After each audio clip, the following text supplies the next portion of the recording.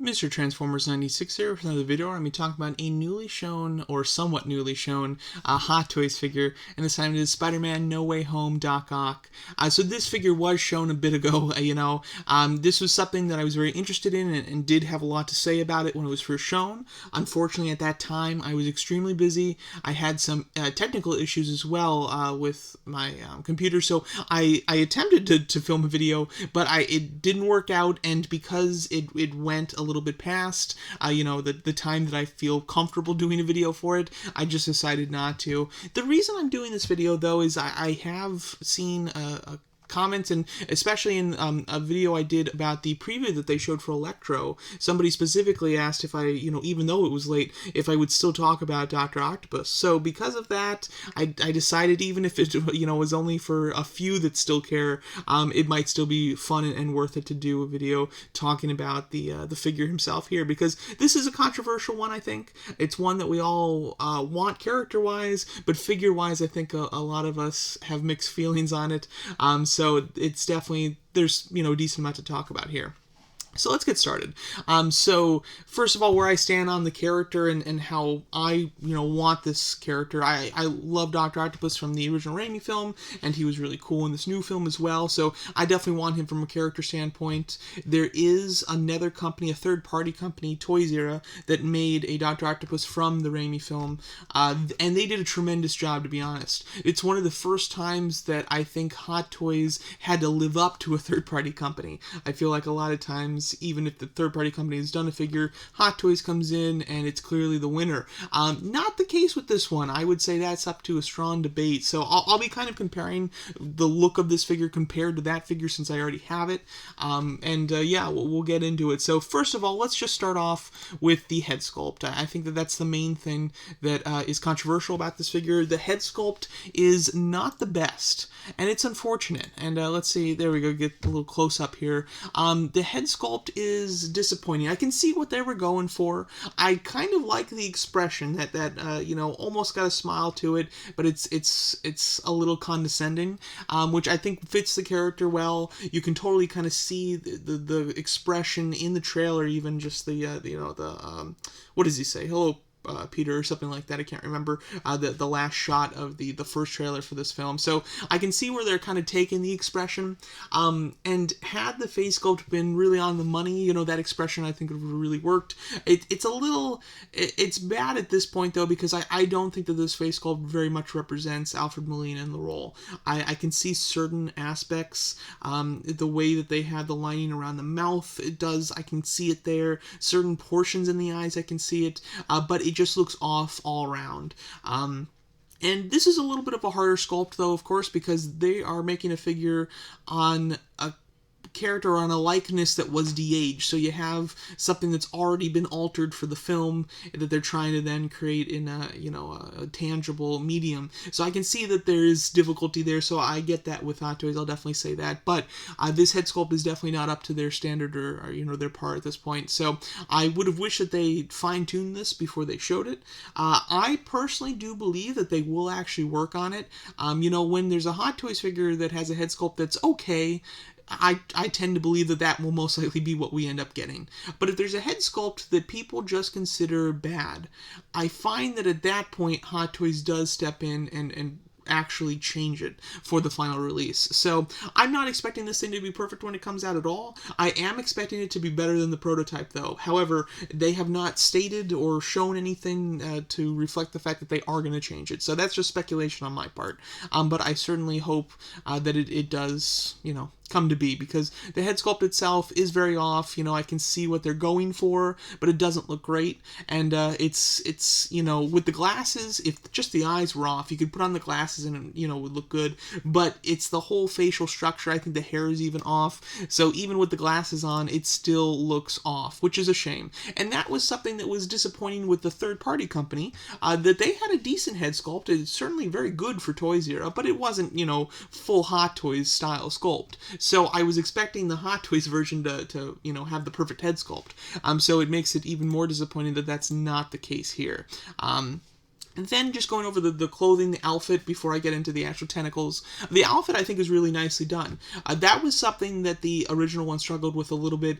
The outfit, because there's so many layers with it, that it really became baggy. So it became large. They had a wire in it, though, so you could help control it, but it was a little everywhere. While this one is, it's got that signature Hot Toys tailoring, so it does seem more fitted, more condensed, and a little bit more, tamed because of that, which is awesome. So I very much, here's a good full shot of the outfit. I think that very much the outfit looks great. And of course, a big difference is that, between the Sam Raimi and the third-party figure compared to this one, is that he's got that kind of turtleneck sweater on. That's something that's exclusive to, No Way Home. It doesn't make much sense why he would have it when the scene that he was describing that he moved over from was directly in the movie. So we'll just look over that. But I think maybe they didn't want to de-age his body. Maybe I'm not sure.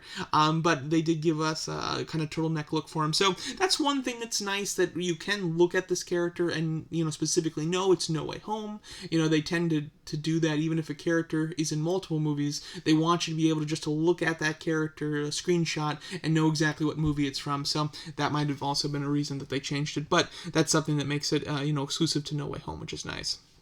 Going into the tentacles, this is something that the third-party figure did perfectly.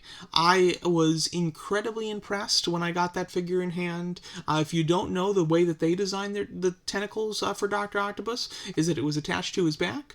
It was all hard plastic, which is different from this, and it was fully articulated. And when I mean fully articulated, each of these grooves here was an individual ball joint, which was incredible. It means that it had full range. It was articulated just the way that the real life tentacles would be articulated. So it could do anything that they could do in the movie, which was fantastic. And with that as well, having so many joints, I definitely thought, and a big worry of mine was that it wouldn't hold up. They wouldn't be able to support the weight of the tentacles. Not the case. It supports it beautifully, and I've had it for years, and I haven't seen any indication of issues of the ball joints weakening or anything like that. So they absolutely knocked it out of the park when it came to the tentacles. I was hoping that Hot Toys would, do that, because my worry was that they would do what they ended up doing and giving, the rubber kind of bendable arm tentacles, which that's what they did here, which is unfortunate. They look good, don't get me wrong. I think they look nice. However, they will, they're going to have a rubberish feel to them, which, when you're supposed to be handling something that's metal, it's one thing for it to be plastic, but to have it be rubber just feels odd, and it makes it feel cheap as well, more like a childish toy rather than a high-end collectible like it should be. So that's disappointing. And then it's the possibility of it deteriorating. It's the possibility that the paint apps won't be as sharp on rubber as well. So there's a bunch of issues with it. So again, don't get me wrong, they look nice here. However, having a comparison that Hot Toys obviously knew about and they decided to go with the cheaper version of it is super disappointing when they clearly, they another company beat them to it, and they did it much better. So the fact that Hot Toys wouldn't at least try to match that is surprising to me, to be honest. So quite disappointed when it comes to the way that they've done their tentacles. There's just unfortunately nothing you can do about that at this point. However, they do look good again, and we can just fingers crossed that they will hold up and stand the test of time, just from durability standpoint. One thing that's cool that the original one didn't come with, but I did want, is the interchangeable kind of spike that you can put in the tentacle arm. He used that in both the original Spider-Man 2 as well as No Way Home, so it's very nice to get that represented as an accessory. So there's two versions of this. You get the one that is standard, which just comes with his regular tentacles that are very true to Spider-Man 2, and then the deluxe version just comes with an extra set of tentacles. They're all the exact same, the way that they're done, but they have the color scheme that's exclusive to No Way Home when he does take the nanotechnology out of the Iron Spider suit. So it's the red and gold version of the tentacles rather than the silver and gold. So I think that's cool. In my opinion, the red and gold, although they look kind of neat and I like them, just for the look's sake, I don't know how many people would want to display him with that because, of course, spoiler alert for the movie, the tentacles themselves just were there to restrain him, basically. They were controlled by Spider-Man. So they didn't do anything cool or anything like that. You really just kind of have to pose him with the tentacles, like wrapping him up. That would be your best pose with those style tentacles. However, Hot Toys might know that because they did price this thing pretty reasonable when it comes to the deluxe version. So the deluxe version is $360, which is a whopping $30 more expensive than the standard, which is shocking. They're basically charging $30 for an extra set of tentacles. That's a great deal in my opinion. $330 is certainly a little high, but it's understandable for the fact that, your standard figures nowadays are usually about $280. So an extra $50 for the set of tentacles that he has, I think is relatively reasonable. It makes sense. The pricing on this guy, I think, makes sense when it comes just to the standard version, and I think for the deluxe version, it's actually a bit of a deal. So this is a rare occasion where I'm not, I think the pricing fits when it comes to Hot Toys. What have I decided to do? Because obviously I want Dr. Octopus, but I have the original version, the unlicensed, third-party version. So is it worth getting the Hot Toys one? I went back and forth for a while, especially since it has a disappointing head sculpt, and they did the tentacles in a disappointing way. But I did end up deciding that it was worth it for me. I have pre-ordered this figure. I am really banking and crossing my fingers that they'll update the head sculpt. But when it comes to the tentacles, just as time has gone on, I'm more accepting of what they did with the tentacles, and I hope that they hold up, but they'll look great. I know that. And, worst case scenario, I've got a set of tentacles that will hold up and that look fantastic anyway, so I'll always be set there. But yeah, I did decide to get this. I think that, Marvel villains are probably my favorite, or the things that are, the most, gotta have when it comes to Hot Toys. So even though this one's a little disappointing, and I have a version of it that's really great already, I thought that it was still worth it to pick this up. And one of the things that really sold it to me was this photo. In person in Secret Base, they do have, of course, Dr. Octopus on display, and let me get you a little better shot of this here.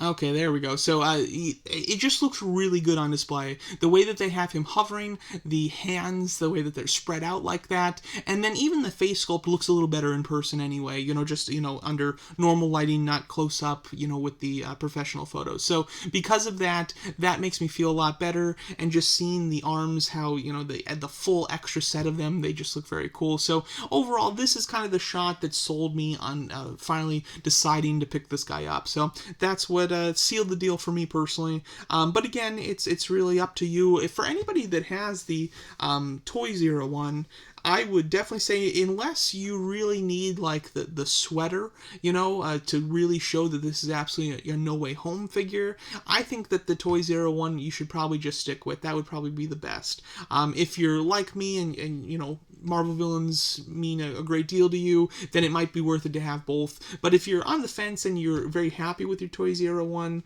you probably don't need this one as well. If you didn't get the Toy Zero one, it has gone up in price. It's sold out in most areas, so this might be a good solution for you as well. However, if you're on the fence about buying this one or the Toy Zero one, you know where to get a Toy Zero one. I'd say that you might overall be better with that one, to be quite honest. So there you go. That's basically my thoughts on this new Hot Toys Spider-Man No Way Home Dr. Octopus. A figure that character-wise is super exciting, and just the overall general package is really exciting as well, but does suffer from, I think, some poor decisions from Hot Toys when it comes to the way that they designed and articulated the tentacles, and then just their overall face sculpt as it stands currently. So there you go. There's my thoughts on the figure. Let me know what you guys think of this one, and thanks so much for watching.